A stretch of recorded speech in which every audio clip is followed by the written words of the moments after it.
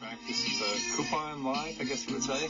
So as you said, it's Michael Miller, who's the brainchild of this organization called Coupon, which stands for Citizens United to Protect Our Neighborhoods. And I'm the founder. I wouldn't say brainchild.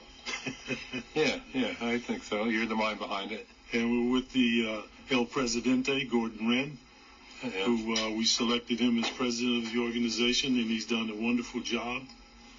And so we want to say good morning to all of you and get right into it. Coupon has been busy on multiple fronts. And I know you've got a couple of things you want to talk about.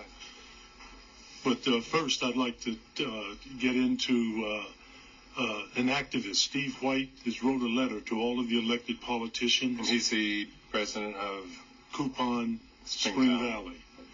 And he's had some difficulty rallying people in Spring Valley for quite a while because they've gotten very frustrated. They turn in complaints. They've complained to their local governments. They complain to the county.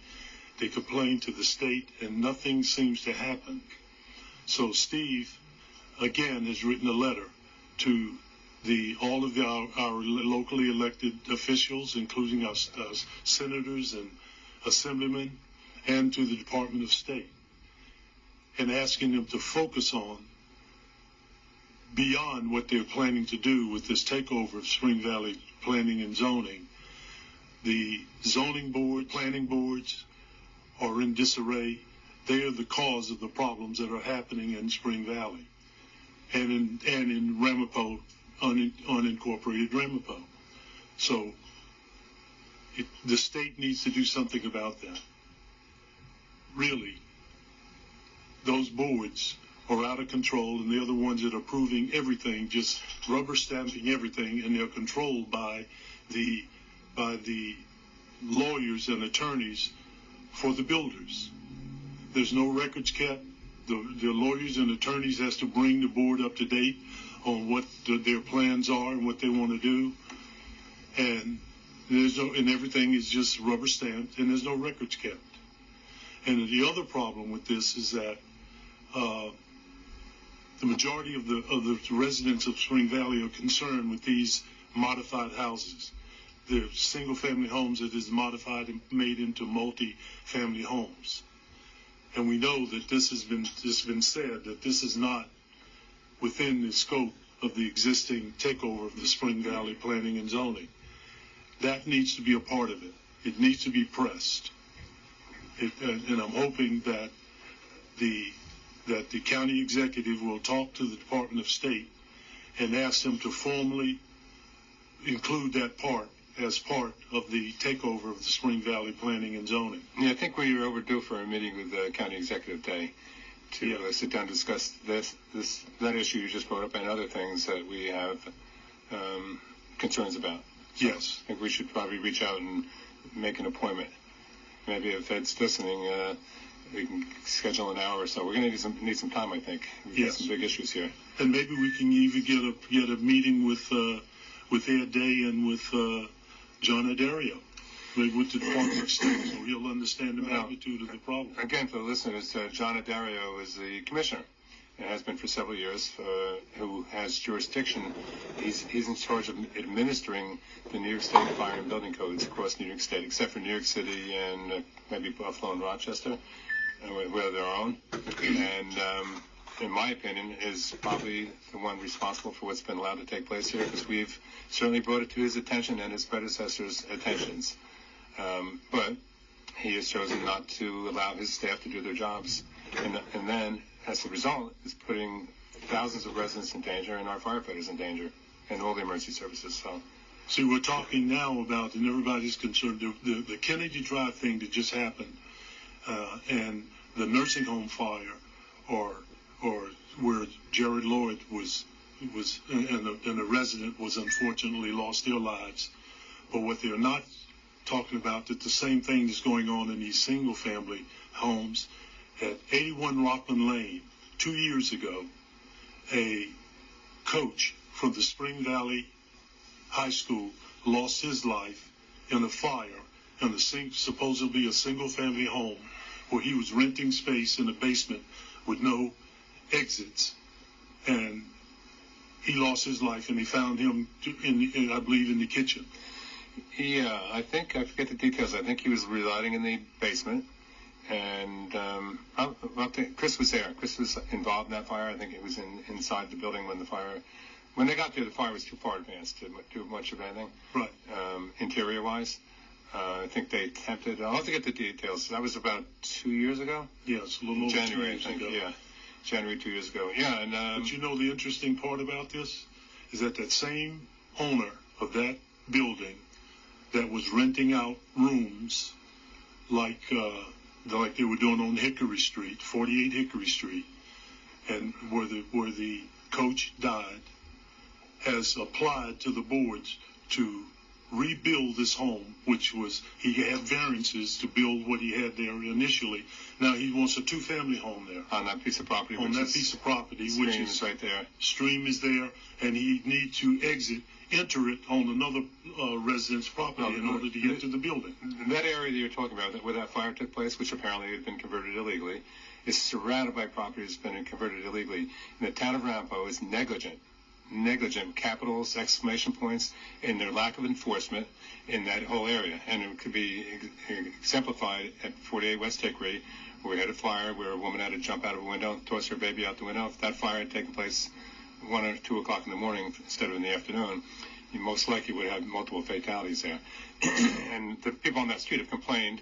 We've filed complaints on that street and the surrounding streets, Orchard Street, East Hickory, West Hickory, Carnell Street, Williams Avenue, Hempstead Road. We even took the Supervisor Specht, and Mona Montel, and Ian Smith, who's the chief building inspector, and at the time the chief fire inspector. We took them on a ride. Yep. Are any of those, you know if any of those have been corrected? We showed them a whole bunch of violations. None of them have been corrected. The one on Forshey Road, they started construction without any site plan for a big, massive building. But we're hearing a lot of people complain about it. Town of Rampo is negligent. And so is the state of New York. John Adario is the senior code enforcement official in this describing. This is while they had a monitor in the village of Spring Valley, supervising monitors, because there's more than one. So everyone needs, I guess, oversight. You have a caller? Good morning, you're on the air. Hello. Yes, I'm listening, and I've been here for many years, and I've been watching what's been going on. Don't you gentlemen think that this is such a large criminal organization with tentacles into the government, into the judgeship, into these other things? Don't you think that a federal RICO investigation is appropriate? Well, there was a large investigation taking place. Numerous FBI agents were involved here in Rockland, not just in that, but in official corruption, government corruption. And then Preet Bharara was the U.S. attorney for the Southern District, which is probably the most powerful enforcement federal agency in the country. And I believe that President Trump fired him. And I asked Senator Chuck Schumer why he would fire someone who seemed to, by all accounts, was doing a great job. And he said he was getting close to some of the people that are close to the president. So, yes, there was an investigation. In fact, there have been several investigations. They've all been stopped, one form or another. The RCC scandal went to fruition, and then President Clinton pardoned the people that were in jail for that, stealing $11.some million. He pardoned them. He let them out. You know, there were 6 people involved. 4 were in the jail. 2 had taken off. One was in London, and I forget where the other one was. But I don't think there's any task force dealing with the housing situation. She was describing more than that. She was describing the tentacles. I'm not disagreeing that there are people on the scenes that pull strings and use political influence. Is it organized? I don't know how organized it is. I don't see any evidence of any central, like Cosa Nostra. You have heads of crime families and all that. I don't see that.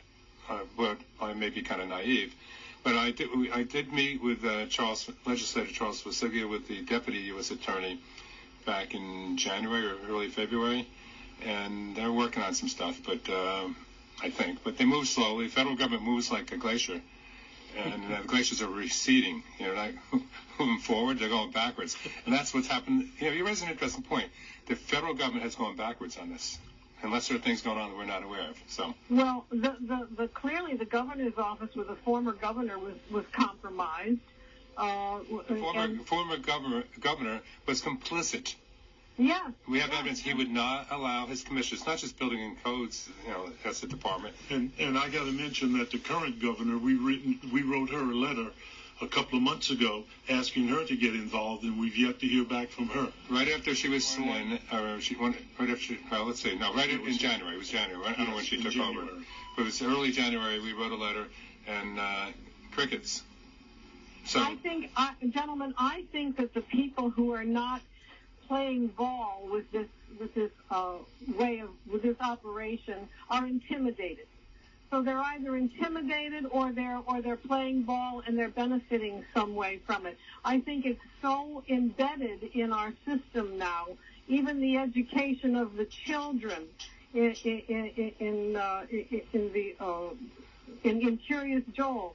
The governor didn't insist on proper education. And that's the law. So, we've been dealing with safety and zoning issues. So the whole educational thing, there are people like not fully. Molster, his group have been fighting that.